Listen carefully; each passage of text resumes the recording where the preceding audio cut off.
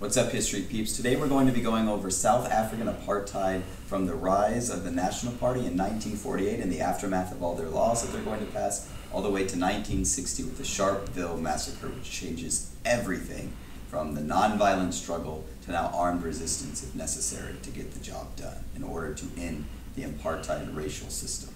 So let's get started. The first thing that we have over here are the National Party politics. And to keep things basic, you really need to know three things. The first thing you need to know is that the National Party does not like communists. They do not like the English, kind of left over from that Second Boer War, concentration camp atrocities. And they also do not like blacks or anyone that is mixed. They see white as good and powerful and better than their subjective people. And so essentially they're going to try to get the Indian community to leave. Remember that the Indian community is the only group left that still has the right to vote in the Cape. And so they're going to pass a series of apartheid laws. There are a couple of leaders that you should be familiar with during this time. D.F. Malan, J.G. Strijdom, and then the main one that you really need to know is Hendrik Verwoerd. He is going to be the guy that coins the term separate development. And he puts a nice spin on it and makes it seem like it's a good thing, but ultimately it's still a racial system. So he says, apartheid with a smile and that it's in the best interest of both races, but is it really? To be fair, there is not everyone living in South Africa that was white was racist and was a believer in the apartheid regime. Under the National Party, they only had about, I believe, 36% of the vote, and so you have the Congress of Democrats. You also have the Progressive Party, and you also have the Liberal Party that are speaking out against it. So, as with many things in history, it's not so one-dimensional. It's not so one way or this way. History's complex sometimes. And so just know that not every white person in South Africa was racist, and many were fighting against the system.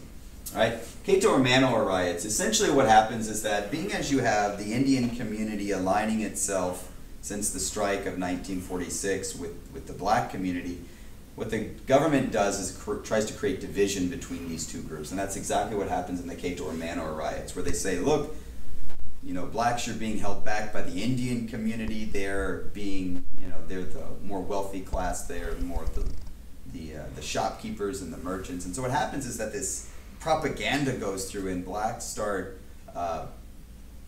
looting and rioting against the Indian community. And so because if these two were to join forces, that would be a threat to the National Party. The National Party knows that if you can keep them separate and keep their own internal divisions amongst themselves, then you can really cause some problem. And so really it threatens that ANC alliance of multiracialism. And so being as that's what happens, there's an emergency meeting, and it's supposed to restore the South African alliance between the Indian community and also SAIC, South African Indian Congress, and the African National Congress, and restore hope. And so they're going to call for a program of action, which is going to be mass boycotts, protests, demonstrations, uniting both these groups together. And that is exactly what happens on May Day, May 1st in 1950. The May Day strike is going to organize all different groups together: the African Congress, the African National Congress, the South African Indian Congress, Congress of Democrats will be there, the Communist Party will also be there. And so ultimately they're going to do, they're going to be protesting low wages, discrimination. They want the freeing of their comrades who have been locked up under the National Party, where they outlawed communism. And so ultimately it's going to turn into tragedy. The police are going to open up, people will die, and so there's going to be a national day of protest and mourning, which takes place immediately after. All right? So, Tomlinson Commission. This one's a bit different. What happens is that Hendrik Verwoerd, who's at this point in the game head of the Minister of Native Affairs, and he tries to get what he calls a think tank together, and he tries to get all these college professors together to talk about how can we make apartheid work. He asks them, is it possible? And so these college professors with their PhDs under Frederick R. Tomlinson, they get together and they say it is possible. However, with the current situation, you have 80% of the population living on 13% of the land. So what you're going to have to do is you're going to have to increase that significantly. You're also going to have to give more internal improvements to these people, and you're going to have to give a lot more money. And then you're going to have to consolidate these areas. Because right now you have some of the Indians living over here, you have some of the Indians living over here, some of the blacks living here, some of the blacks living here. You're going to have to come up with like one big area for the blacks, one area for the Indians, if you're ever going to get this thing to work. But ultimately, it falls on deaf ears, and so they keep crafting this thing, this document every year, the government keeps ignoring it. So the Tomlinson Commission says, you know what, you're just ignoring us anyway. Like, we're not giving you the answers you want to hear, so we're not going to meet anymore. This is ridiculous. We have other things to do than sit and be ignored by the government, because they're crafting, these couple 100-page documents. And so that takes a lot of time, effort, and energy simply to be ignored. Ultimately, what happens is that the United Nations is going to step in. Remember that South Africa has recently joined the United Nations. However, 1948 is the year that the Universal Declaration of Human Rights comes into existence. But South Africa has recently had their election, the National Party's in, and so even though they joined the United Nations, now they abstain from voting in the vote for the Universal Declaration of Human Rights. And to be honest with you, there's only 3 countries that really abstain from voting. Russia, and you also have South Africa, and then you also, and also Saudi Arabia is going to vote. So, all these countries have some serious problems with human rights violations during this time. And basically they create a situation, the commission to go in there and investigate and find out how bad is the situation and report back to the United Nations. And ultimately, the United Nations doesn't do anything. Why? Well, the United States is a major player here, and the ANC has ties to the Communist Party. So if the United States and our allies were to get involved, we would essentially be replacing the apartheid government with people that are sympathetic to communism. And in the Cold War, you just can't do that. So ultimately, even though it is a human rights violation, it kind of goes on deaf ears from the Western world. In other news, in 1949, there's this thing called the Torch Commando.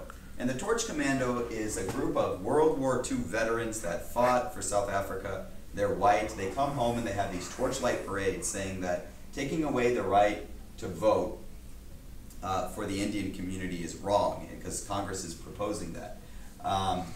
And so ultimately they have these huge marches, they have these huge rallies, but ultimately the government passes the law anyway, and so this thing kind of falls by the wayside. And ultimately they have their own divisions about, yeah, we want Indians the right, give Indians the right to vote, but we don't want them to be full members of our group.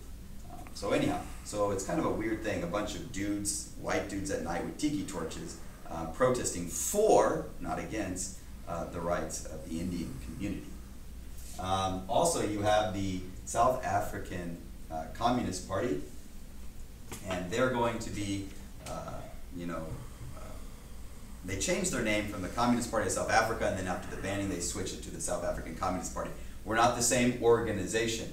And so they realize that they're going to be banned, and they hope that if they disband as the Communist Party of South Africa, that hopefully the government will be nice to them, but ultimately the government says, no, actually, if you've ever been a member of the Communist Party, we can get you. So then they say, well, you know what, fine, we're just going to form a new group called the South African Communist Party. We're going to increase some resistance. They have a thing called The Guardian, a magazine, and some very famous people you should know. Ruth First, she ultimately is going to get killed in the 1980s. A letter that she opens explodes from the police of South Africa. She's married to Joe Slovo. Yusuf Dadoo, Moses Fontane, and then Bhavan and Mbeki. All of these individuals are very, very famous within the South African Communist Party. So do some research on those individuals. I think you'll be very, very impressed with what you find. But in the interest of time here, let's keep going with the big event, the Defiance Campaign. Everybody in South Africa that is not from the National Party seems to be outraged at these past laws and what's going on. And so the Joint Planning Council of the ANC and the SAIC are going to put this huge program into action. And Albert Luthuli is the new ANC president, and he wants to call for mass demonstrations mass action. Unfortunately, with the Defiance campaign, where the ANC goes through and they start breaking all the laws that are possible to break, the past laws. They have whites going into black entrances, blacks going into white entrances.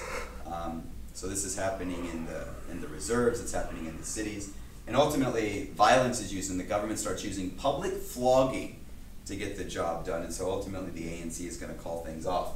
Which brings us to the Congress of the People. Dr. Z.K. Matthews is going to propose the idea, and it's for a future democratic South Africa. And you have some very famous members that form the Congress Alliance, which creates the Freedom Charter. So it's going to be the African National Congress, obviously the SAIC, Congress of Democrats is going to play a role. SACTU, South African Congress Trade Union.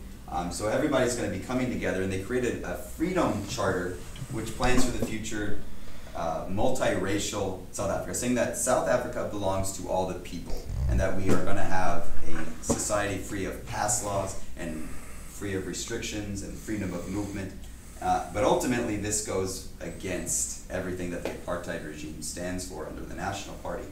And so what's going to happen is what's known as the treason trial, where 156 of people from from the Congress Alliance are going to be arrested. And after 4 years, all of them will be found innocent. But that's 4 years where these people without an income, that they're locked up, that their families will have to make do. Which brings us to who's going to take care of them, which brings us to the women's resistance. FEDSAW is short for the Federation of South African Women, and they're calling for equality for all. And they create, in 1954, which is 1 year before the Freedom Charter, they call for women to come together of all races for South Africa, and they call for, helping women and helping children. So there's a lot of clauses that if you read the Freedom Charter, you'll find that a lot of their ideas actually come from FEDSAW. But multiracialism coming together. Another group is called the Women's Defense of the Constitution League, sometimes called the Black Sash, because they wear a sash mourning the Constitution and the loss of right to vote for blacks and for the Indian community. And so, but these are usually middle-class white women, and they're usually pretty wealthy, and they stand outside the government building, and they make life very difficult. They have money, so they're going to give legal advice. They're going to provide some lawyers for people. So a lot of the people within the African National Congress don't exactly have money, and so the Black Sash is definitely there to help them out. Which brings us to the Women's March. Starts off with 2,000 women marching to the government in Pretoria. The Prime Minister, Srijdam, refuses to meet them, so they go back and say, we will return. And then ultimately, you have 20,000 women marching on Pretoria, and that's a pretty incredible thing. People of all different races coming together. Now, before, women did not need a pass if they were of color. Only men needed a pass. But after this seems as a threat, because women were seen as docile. But after this, the big takeaway message is that what's going to happen is that women are going to start needing the pass laws to get into the cities in order to stop this resistance. They also are going to burn their passes, pretty self-explanatory. In the Cape Town Man or Beer Hall protest, black women are predominantly going to have their own shebens, which are their homemade breweries. But the government says you can't have that, it's illegal. You have to go, if you're going to have a brewery, it has to be at our facility. So they build their own facility, and women are going to go in and they're going to start attacking these breweries, and the government will put this down. So women are playing a very powerful role in the apartheid movement. It's not that they're just docile and sitting to the sidelines. They are playing an active role in the resistance. All right. In other news here, this era is full of things going down. You have some community resistance. So the Bantu Education Act boycott. Families decide that they're not going to send their children to schools where they're taught to be subservient to whites and to do only domestic work. And the ANC says that we'll sponsor some schools and we'll help get things set up. But ultimately what happens is that the ANC doesn't exactly have that much money or resources, and the government says if you don't enroll your child by such and such a date, then your child will never get an education in South Africa. And so long story short, women and their fathers will have to agree, okay, even though it's not the best of education, it's better than no education at all. All right, so not exactly a victory for the resistance movement. Sophia Town protest, people protest, the famous slogan is, "We won't move, we're not going to move." But ultimately, Father Trevor Huddleston is going to get involved in this struggle. He's an Anglican priest from England. But ultimately, they're going to have to move to Meadowlands. But there's very famous protests and forms of songs that happen as they're moving. Some of the songs, the Boers, the Afrikaners, they don't exactly know what these songs are about, but basically it's saying like, down with the white men, down with the rule, kind of in your face national party. There's some rural protests where people are killing their chiefs because they're kind of under the thumb of the national party. The potato boycott, there are some horrible things going on where these boys will be kidnapped and they will be beaten, and then their families don't know where they are, and they're just wearing these potato sacks on them. So that becomes known. And then you also have the Pondoland revolt, which is right before, literally right before the Sharpeville massacre, where chiefs will be killed, and the resistance will move to the mountains later on, and then the government will start, attacking the mountains by bringing tear gas, and so all kinds of tragedies, and it ultimately ends up in a defeat in the Pondoland revolt. So you have a lot of community resistance here. In order to keep things moving, we got a couple things to talk about. The trade union and the Congress of South Africa switches its name to SOC2, and really the big takeaway message that you need to know from SOC2 is that they are the first black trade union. They were denied, it was illegal for them to be in other trade unions under the apartheid regime, and now they're going to fix that. They're going to form their own union, and they play a very powerful role in the Congress Alliance. In other news, there is the AIM, anti-apartheid movement. The big takeaway message here is it relies on the international community to get things done. And so they're exiles who go predominantly to England. They're going to be led by Father Trevor Huddleston, who I alluded to earlier. And so he plays a very, very powerful role in this. And so it's about boycotting internationally. It's about resistance. It's about putting international pressure, changing hearts and minds against this. Because we live at this time, you live in an era which is post-World War II. And, the Nazis, everyone says, never again, never again. And he's like, well, I mean, look at South Africa. Look what's happening here. It could happen here, and it is happening here. It's oppression. Call it what you will. And then you also have the Pan-African Congress. One of the key takeaway things from the African National Congress is their belief in multiracialism. But there's always been this belief also in Africanism, where Africa should be for Africans, of, by, and for Africans. And so there's this big divide that happens, and they think that the ANC is too moderate, that they're just trying to pass laws all the time, and they're boycotting, but you need action to get things done. So really, if you're going to compare the civil rights movement to the apartheid movement, SNCC would kind of be what the Pan-African Congress is. They want an Africa of, by, and for Africans, and they're going to do all kinds of resistance to get the job done, which is going to lead you to Sharpeville, which I'll talk about in a moment. But now we move over to the winds of change. Harold Macmillan is the English Prime Minister. He goes on this tour of Africa, and he's trying to go to all these English former colonies, and he ends up arriving in South Africa, and he says, look, the world is changing. The winds of change are happening with democracy and freedom. And he basically says that South Africa is backward. And the big takeaway thing that happens as a result is the National Party is outraged that an English Prime Minister would come to their turf and tell them what to do. And so ultimately, long story short, what's going to happen in 1961 is that the National Party is going to break away from the Commonwealth because they really hate the English, and this was the last straw for them. And now we arrive at the Sharpeville massacre. The Pan-African Congress and the African National Congress are going to join together in these massive protests. And really, the Pan-African Congress is going to spearhead this. They are going to go to Sharpeville police stations, and they're going to stand outside the police station, and they're going to burn their passes, and then they're going to be arrested. And they even call the police officers in advance and tell them what they're going to do. But ultimately, when you have